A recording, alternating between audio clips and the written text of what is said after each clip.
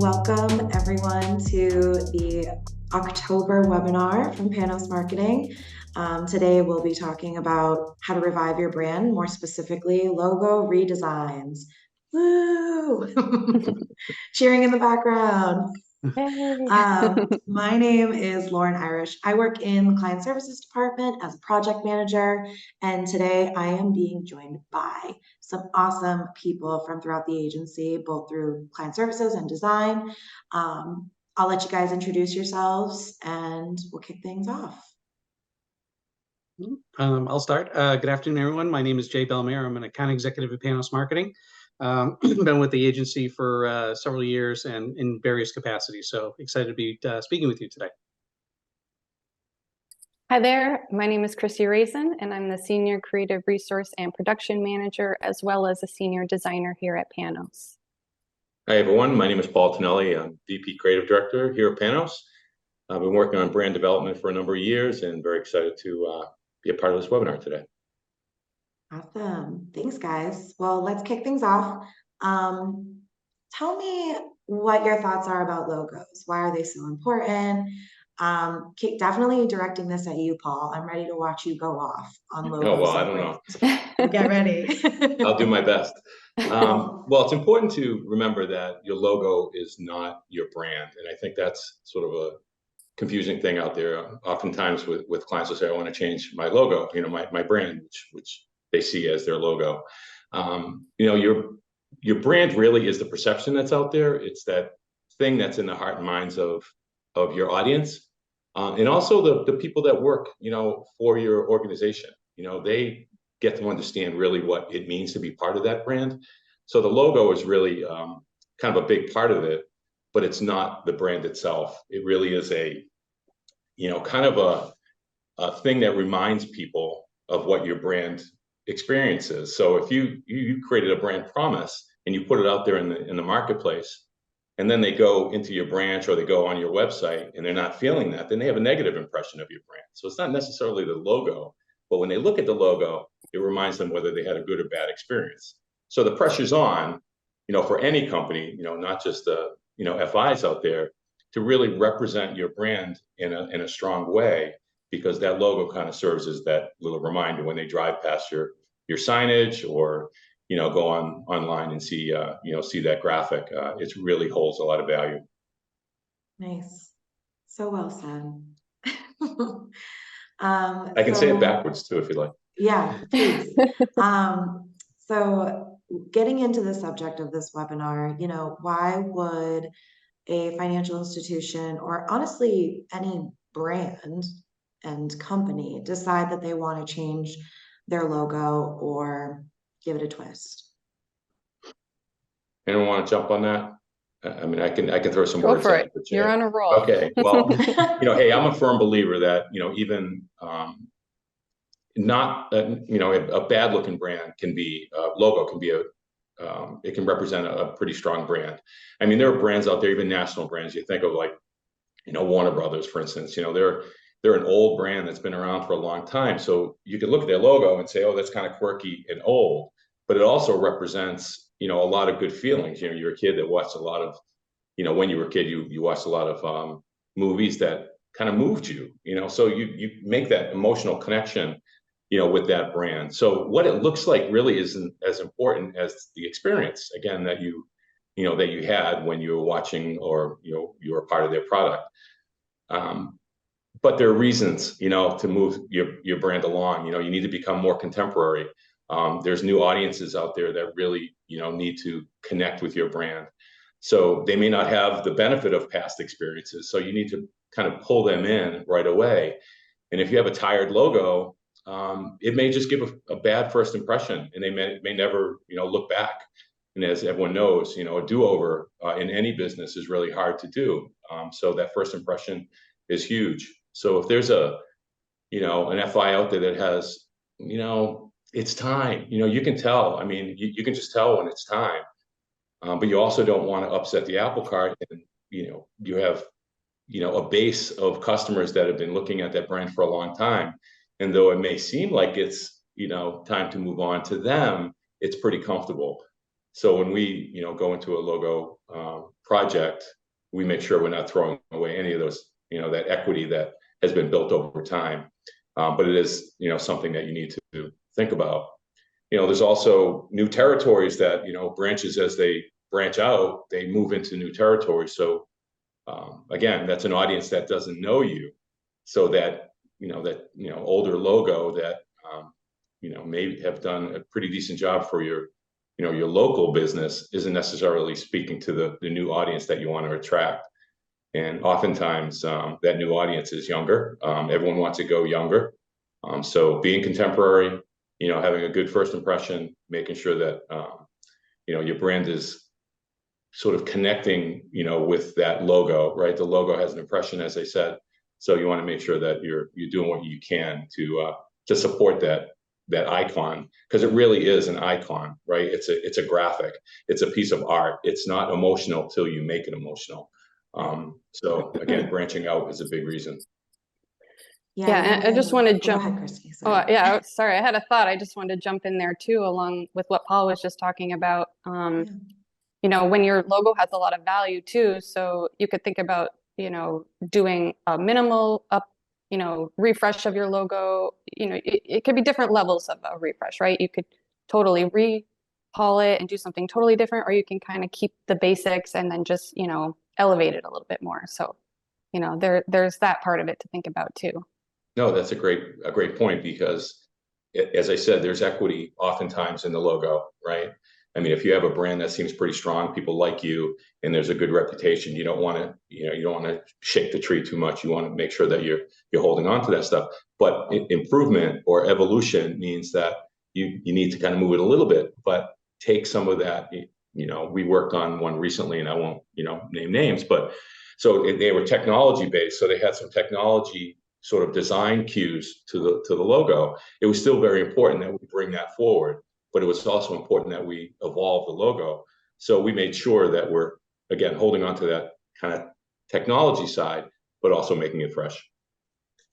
Yeah, I was going to say situationally, I mean, I know as an agency, we definitely tailor what consists of the actual logo redesign based on our findings for a lot of our initial conversations, because we've had clients that have, there's been a merger or an acquisition and the name completely changed. They needed to start from scratch and re-identify themselves.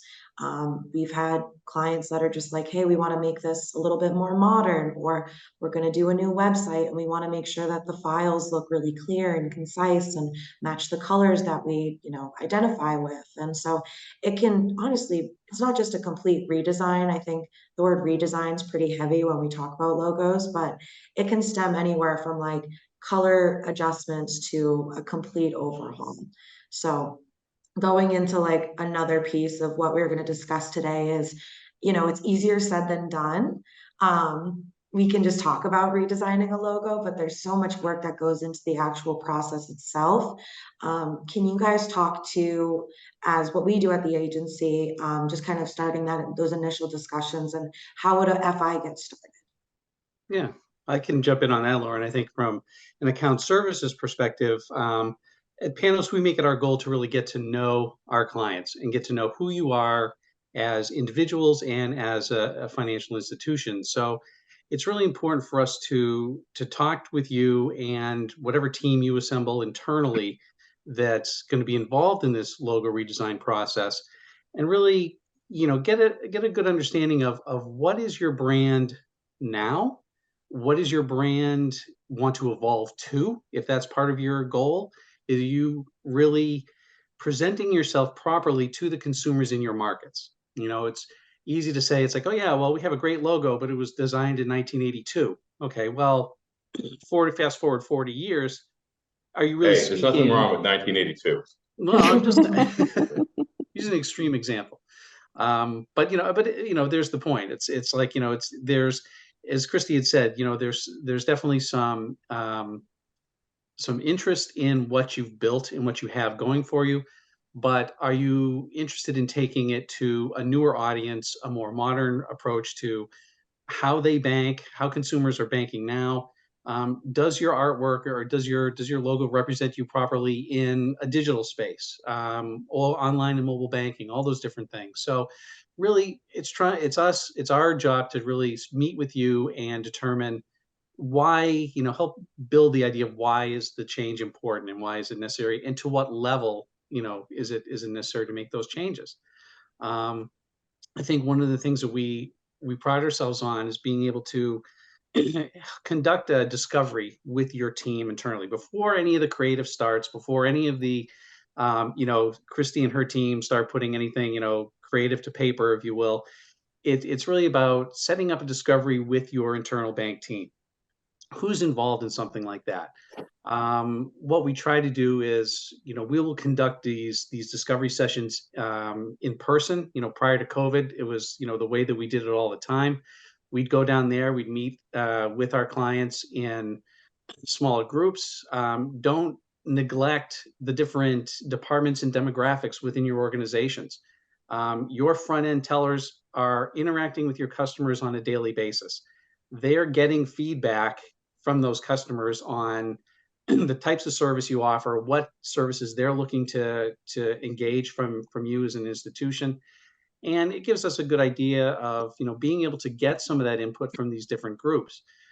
Since COVID hit, we pivoted and we're able to do a lot of successful discoveries online, whether it's Zoom, similar situations like this, or even email surveys. But we find that really having those in-person discussions gives our team a better insight into your people, into their thought process, reading facial expressions, building on conversations that maybe, somebody throws an off comments like, oh, I think we should explore that a little bit more. These are really ways that I think that we as an agency want to partner with you and make sure that we're understanding where you're coming from and then be able to provide our insights, to the process of doing that. It's really about understanding, what is your motivation? I spoke about, what are your goals? Why are you doing this? What are you hoping to achieve with this new look? That's an important part of what we do to put together. And then helps us manage the expectation to have a better understanding, going in saying, okay, this is what we want to achieve based on this feedback. It gives Paul and Christie and the entire creative team, that much more insight into where they take things in the next steps. If I could just add on to that a little bit. So when we go to those discoveries or when we build those discovery groups, the main goal really is, again, to hit the audience, what the audience perception is out there now, what you want it to be. I mean, because obviously there's always room for improvement. And if you think about the C-suite, right, they have a vision for what they want, right? So the organization is looking like, okay, we want to move that way. And that's really important.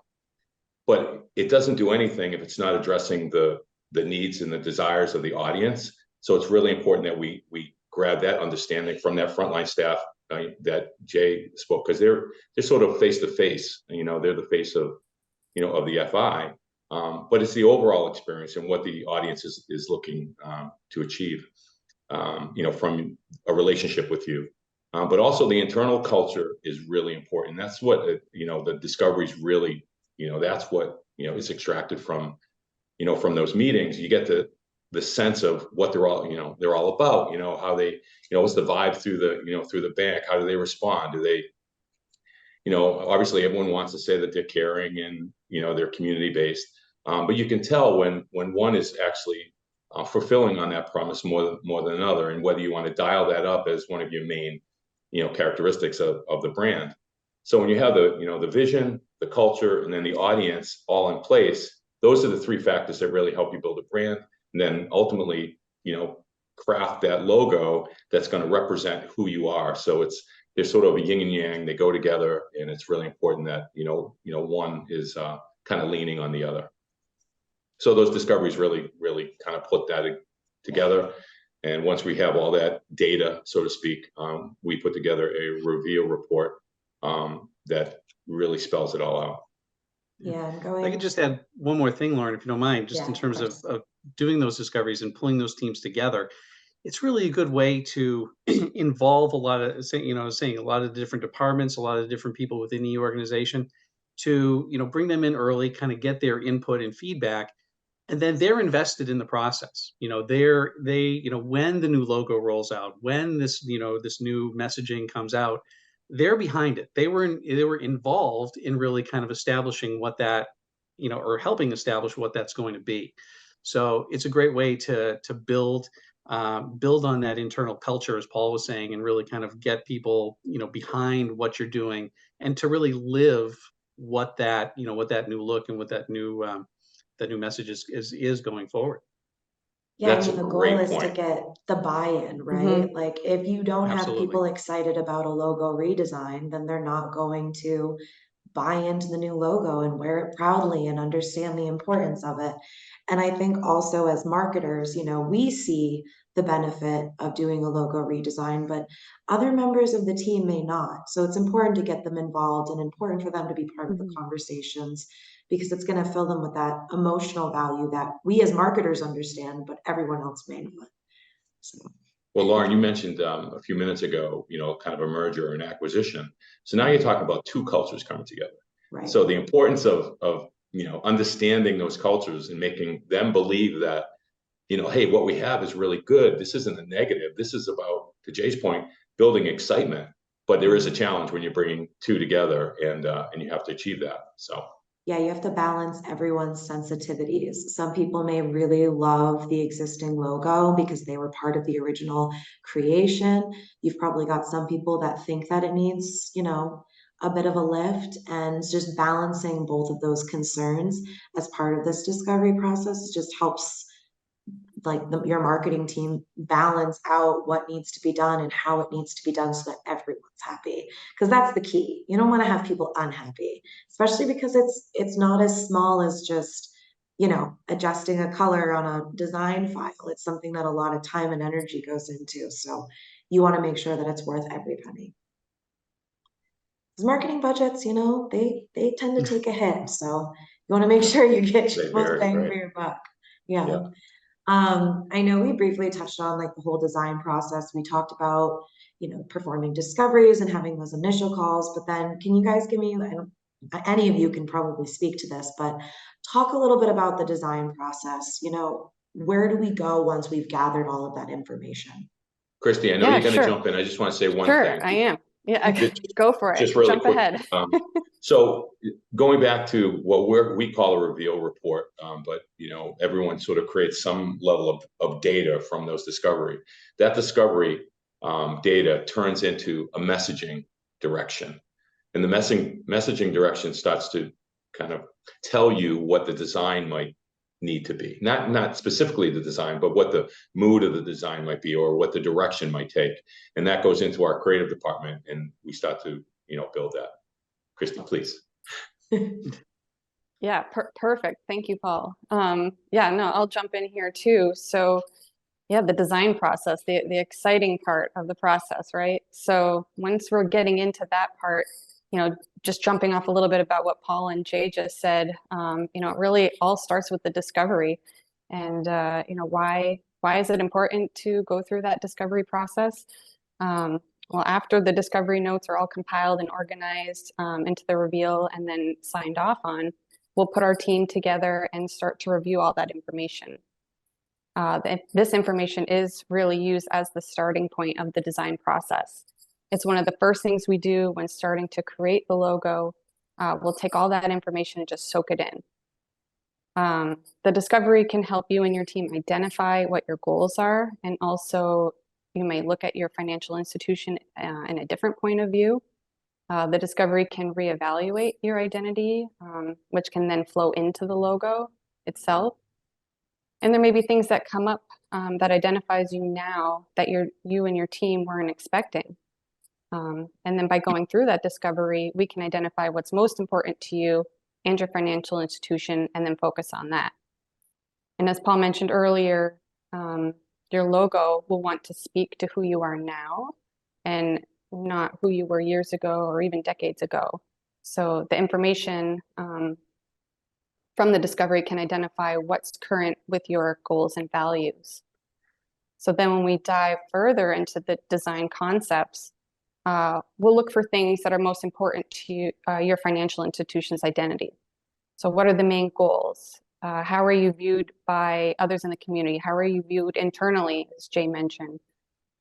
What's most important to your identity, and so on. Are there buzzwords that came out of it that we can use to conceptualize the logo? You know, some of those buzzwords can be things like community, family, modern, classic, innovative, and so on. You know, whatever is true to you. And when I say you, I know I'm saying you, I'm really referring to like your financial institution. So these key things, you know, might appear in your logo. We might take those and, you know, they might come out as shapes or icons, or even be incorporated into the color palette.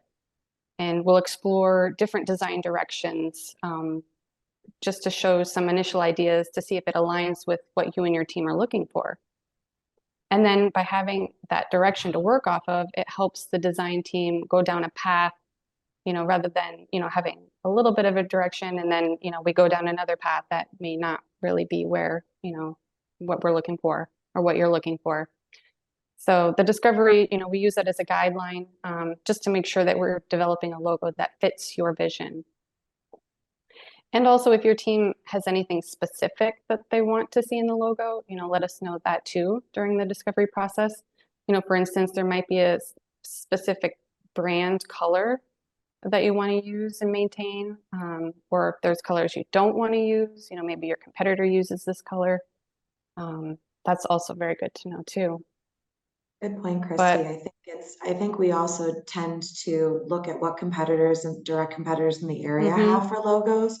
And sometimes that's very helpful to differentiate what you represent versus what your competitors represent. Because I know there's only so many colors to the rainbow. There's only so many shapes. Exactly. But how do we make it so that you don't look like everyone else, but you're something that someone remembers?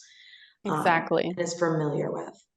Exactly. Well, one of the main, I'm sorry, I was just going to say one of the main goals, whether it's, you know, creating a logo, creating a brand, is to find that open area out there, because as you said, Lauren, if you're looking like someone else, then that's not doing you any good. If there's any confusion in the marketplace, you know, and your competitors sort of look like you, then obviously you're creating, you know, that confusion. So looking for that white space, both in, you know, message and in look, is really important. Yeah, you got to find that competitive edge. College classes really helped me out with that one. They really drove that into my brain. We got a really good question. Actually, I think this is like perfect for what we were just talking about. David asked, do you guys find it easier and more effective to redesign and rebrand when your client just gives you the current brand image info and then lets you do your thing? Or when a client micromanages your efforts and pigeonholes you into their, quote unquote, their vision of what a rebrand should be? Sounds loaded. Like loaded. I know. Thank you, loaded. David. Well, I think obviously given us, you know, or any agency, you know, the freedom to explore with all the factors that Christy talked about, like bringing all those little things together and then, you know, letting the agency, Panos, sort of explain why we approached it a certain way, I think is always the best way to go. But, you know, all clients have, you know, opinions, and they're often very valuable. So they're not to be taken lightly. So the team effort, you know, hearing what the client has to say, providing our input, our what we believe expertise in this category, is hopefully gets us to a really good place. I think we try to avoid just becoming like almost order takers. Like, hey, we're going to redesign our logo. We want this to be a square instead of a circle. We want this to be this color instead of this. I think as an agency, we almost take it a step further and saying why. Like, what's the reason behind that decision? And if it's valuable, then for sure we'll include it in, you know, those logo mock-ups.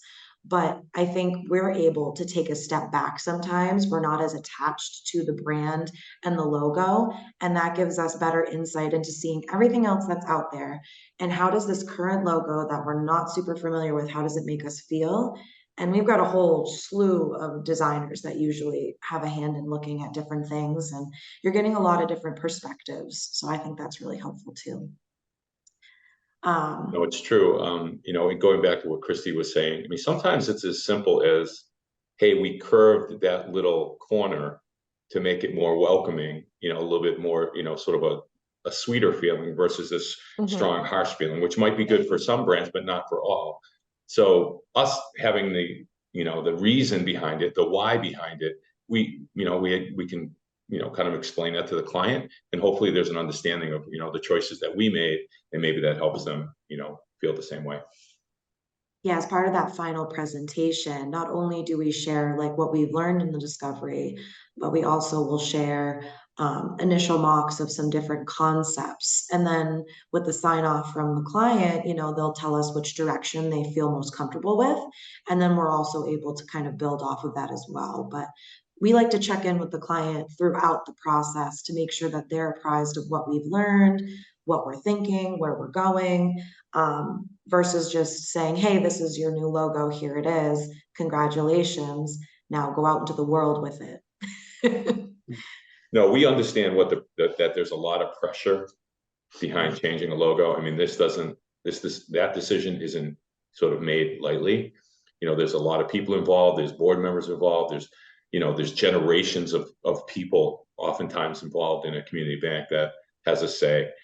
So there's a lot of pressure, on the bank side, which kind of comes over to our side, and we want to be able to sort of modulate that and make sure that we do make people happy, but also have a reason for everything we do. We have another quick question. I know that we're at 1:58, so we'll be conscious of everyone's time because I know this ends at 2:00. But David had another great question. How do you guys feel about having customer focus groups to assist with a rebrand? Well, I think every ounce of information is important, so it can't hurt. It's the amount of kind of pressure that you put on it. Like how much value are you giving it? It has value, but it can't take over, the decision making, because you're still speaking to a handful of people, not everyone. So you take it into the, into the kind of the math of it all, and kind of create a, an opinion, but it's not the be all, but it is valuable. That's my 2 cents on that. They tend to be expensive though too, right? I mean, usually you have to, ask people to be part of a focus group. There's usually an incentive, or you can pay. Oh yeah, David knows what's going on. Yeah, money. Or or I think, or even like a survey or something along those lines too. That might be a little bit, I don't know. You can get the same information out of that, but a little different avenue. Yeah, I think it's better information because it goes out to more people, and you can, kind of ask more questions. And there isn't anyone who's been involved in a focus group can agree that there's usually a strong voice in the room that will sort of, start to influence a little bit. So a group, focus group often has that element to worry about. The one-on-ones are good, but still it's a handful of people versus sending out a survey to maybe, a couple hundred. Yeah, I mean, I think surveys are probably one of the things that we recommend. Even employee surveys, if it's hard enough to get people in a focus group within your own financial institution, we've definitely done our fair share of surveys, because you can either make it required, like, hey guys, this is a really big push for the company, we need everyone's thoughts, make them feel important. But then also sending out a survey, designing the survey itself, lower cost than an actual focus group in person. And then you just do like a raffle or a giveaway or some sort of, there's got to be some sort of incentive. People don't like giving away their thoughts for free anymore.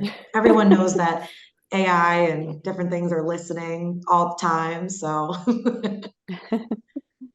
but yeah, all right. I know we're a little bit after 2:00, but I think we covered a lot today. So I want to thank everyone that joined in and participated. And I also want to thank the team, Paul, Christie, and Jay, for sharing your wealth of knowledge and wisdom with us. The webinar is recorded, so that can be shared with anyone that would like it. And please feel free to reach out to any of us at the agency. If you guys have any questions, or if you want to chat, we're always happy to, give some advice or talk some things out with anyone that needs it. and reach out to us by phone, or you can find us at panosmarketing.com. That's Panos with 2 N's. And again, thank you guys, and I hope you all enjoy the rest of your day.